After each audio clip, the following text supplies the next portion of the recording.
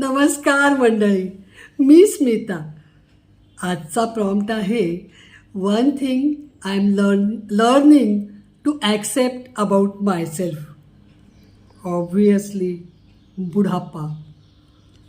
काय आहे की तरुण वयामध्ये आपण खूप गोष्टी करत असतो, अगदी नोकरी करूनसुद्धा.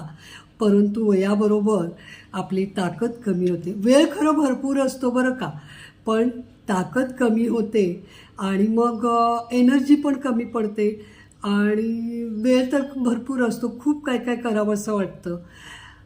तर त्यावेळी तुम्हाला ॲक्सेप्टन्स द्यावा लागतो की आता स्पीड कमी केला पाहिजे.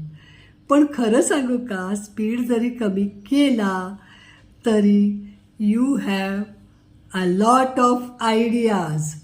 त्या आयडियाज वापरून आयुष्य सुंदर करायचं. थँक्यू.